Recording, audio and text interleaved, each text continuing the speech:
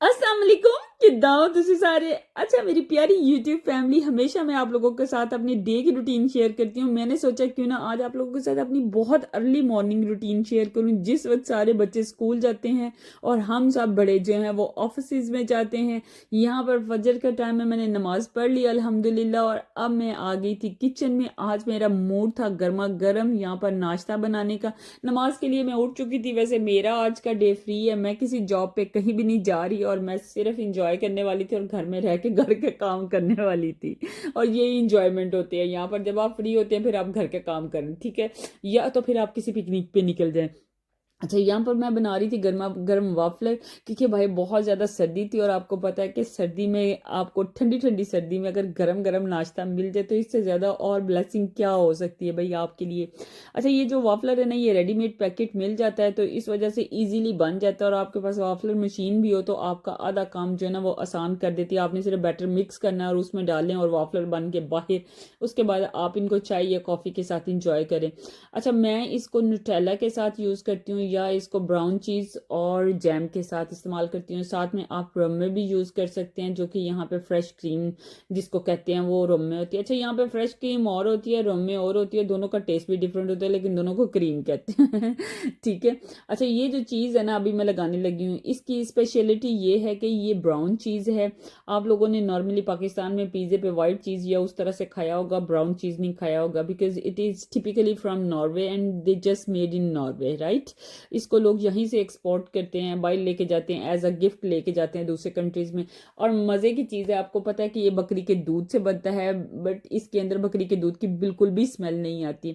और जनाब इस वक्त यहाँ पर नॉर्वे में 10 से मेरे ख्याल से 11 बजे का टाइम है, और क्योंकि यहाँ पर सूरज भाईजान जो है ना वो नॉर्वे में सर्दियों में 10 बजे आके अपना दीदार करवाते हैं, होली होली अपने मंजे से अपने बिस्तरे से बाहर आते हैं, बिकॉज उनको भी बहुत ज़्यादा सर्दी लग रही होती है, शिवरिंग हो रही होती है ठंड के साथ।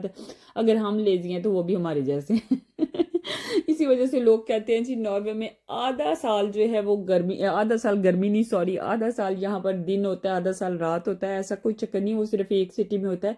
बाकी पूरे नॉर्वे के अंदर सर्दियों के अंदर जो सूरज है ना वो 10 बजे आपको आके अपनी शक्ल दिखाएंगे और उसके बाद गायब हो जाते हैं 4 बजे शाम को, उसके बाद नहीं नजर आते आपको।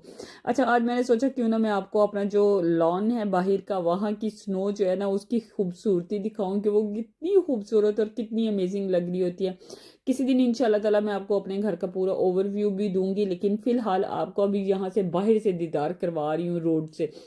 अच्छा माशाल्लाह से घर जो है वो काफ़ी खुले एरिया में काफ़ी बड़ा बना हुआ है, तो काफ़ी पीछे से स्टार्ट होता है, लेकिन ये है कि मैं फ़िलहाल आपको आज सिर्फ अपने लॉन का दीदार करवाऊंगी ठीक है।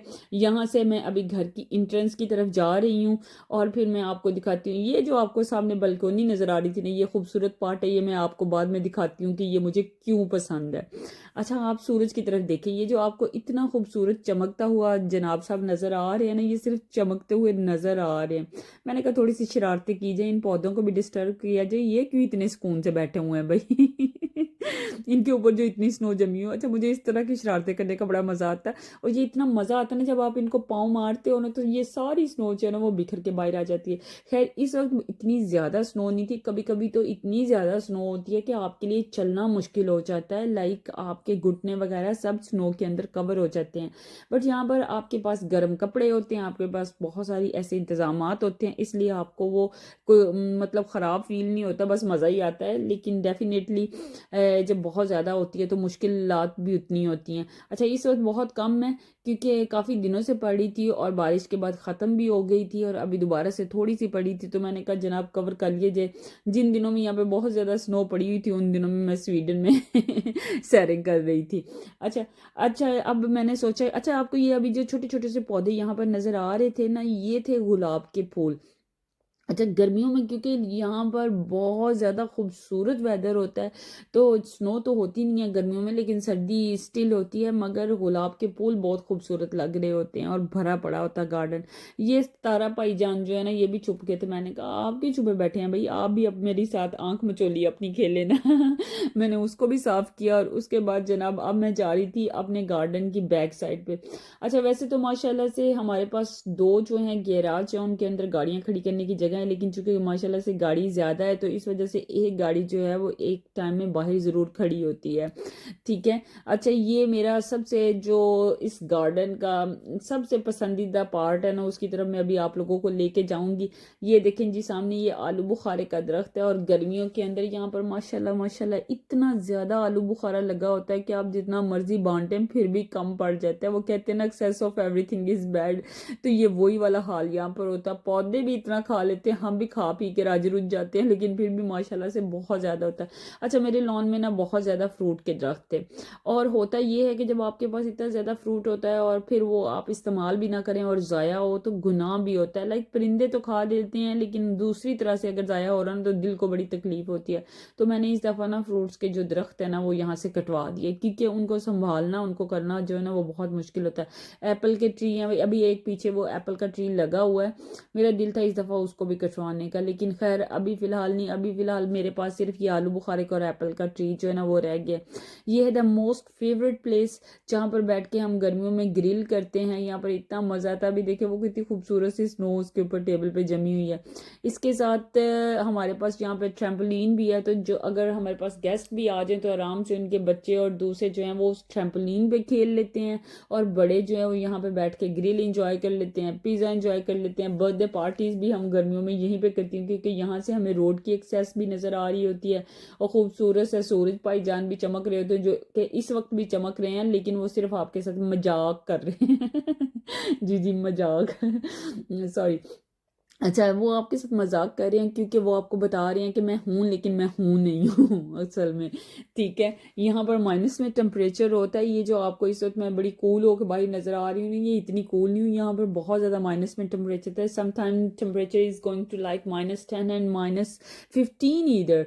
लाइक उस वक्त इतना ज़्यादा गर्म ठंडा टेम्परेचर, तो सॉरी गर्म नहीं होता, बहुत ठंडा टेम्परेचर होता है और आपकी कुल्फ़ी जो है ना वो जम जाती है।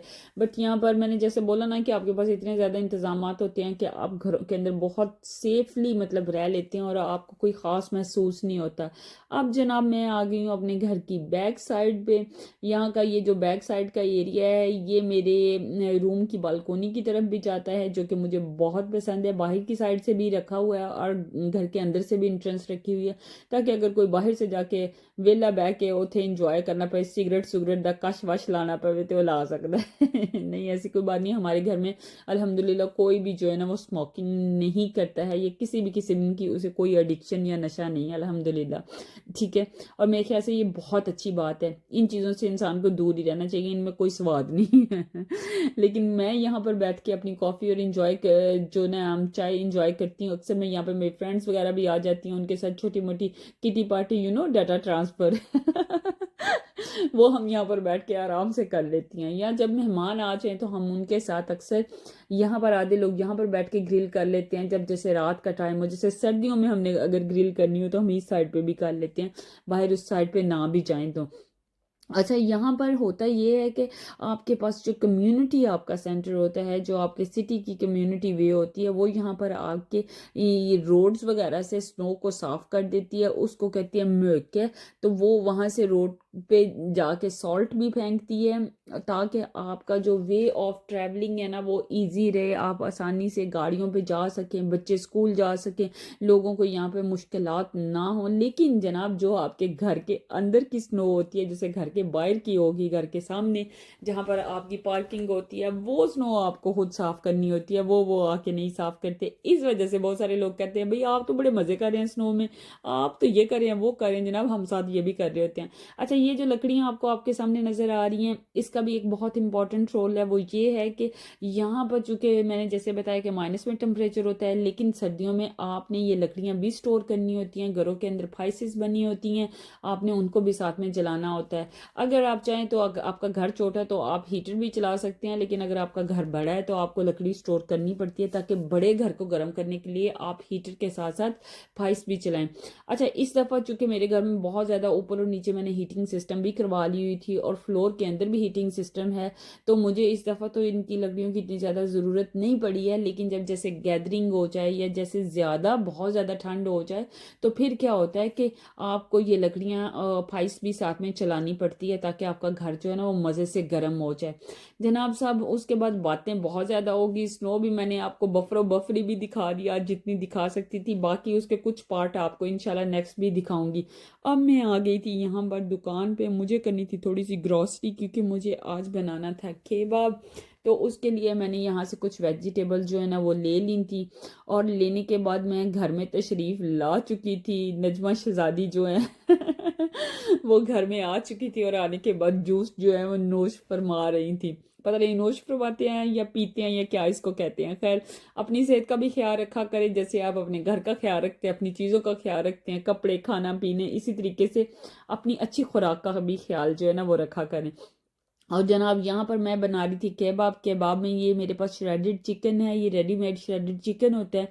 अच्छा, मैं बहुत सारी चीज़ें अपने लिए ईजी करने के लिए मैं क्या करती हूँ कि मैं रेडीमेड ले लेती हूँ, बिकॉज ये आपका टाइम सेविज होता है। आप इस अपने वक्त को बचा सकते हैं, उसी वक्त को आप किसी और चीज़ पे लगा लें। ज़रूरी नहीं है कि आपने किचन में खड़े होकर घंटों लगा देना है और अपना खाना बनाते रहना है, और बस अपना टाइम सारा उसी पे ज़ाया कर देना, फिर खानों की बू आपके अंदर भी आए, सर में भी ना कोई आपके पास बैठ सके, ना आप किसी के पास बैठ सके। तो बेहतर है कि कुछ इस तरह के कंफर्ट जोन में रहा करें कि आप जो है ना खुद भी अच्छे लगें, और आपका खाना जो है ना वो भी अच्छा लगे, आपका टाइम भी बचे। और जनाब, जब आपके पास इतना खूबसूरत नज़ारा आपके किचन का हो, और फिर आपके पास मज़े मज़े के खाने, और किचन भी आपकी ख्वाहिश के अकॉर्डिंग बना हो, कि जिसमें सारी चीज़ें माशाल्लाह से कंफर्टेबल हो, तो फिर आप क्यों ना मज़े मज़े के खाने बनाएं। और यहाँ पर वैसे खाने मज़े मज़े के मैं कभी कभी बनाती हूँ, मोस्टली मैं इस तरह के खाने बना लेती हूँ ताकि ईजी हो जाए अपने लिए ना।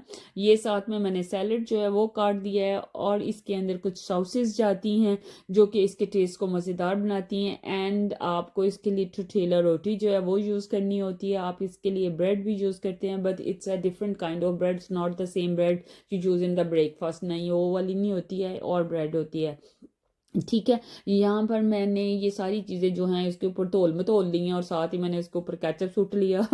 This is a wheat lock sauce है, मतलब ये ना लहसुन की चटनी कह सकते हैं आप इसको, मायोनीज के अंदर बनी होती है। और अपने लिए जनाब यहाँ पर मैं गर्मा गर्म चिकन और माश की दाल बना रही हूँ। आय हाय हाय हाय, मैंने कहा थोड़ी सी मेहनत भी कर ली जाए, बहुत ही सादे सादे काम ना कीते जान। अच्छा, माश की दाल जो है वो मैंने पहले से बॉईल कर ली है, क्योंकि उस तरह से आप बनाए ना तो बहुत कच्ची रह जाती है और उसका टेस्ट नहीं आता। वही मैंने आपको बताया ना कि मैं अपने लिए बहुत काम जो है ना वो इजी इजी कर लेती हूँ, ताकि फटाफट आपके काम जो है ना वो ख़त्म हो जाए। जैसे अभी मैं कोई और काम लगी हुई थी, तो मैंने साथ ही माश की दाल जो है ना वो पहले से बॉयल करने के लिए रख दी हुई थी, ताकि इसको मैं फ़ौरन बनाऊँ। अब मैं खाती हूँ, मिलते हैं नए व्लॉग।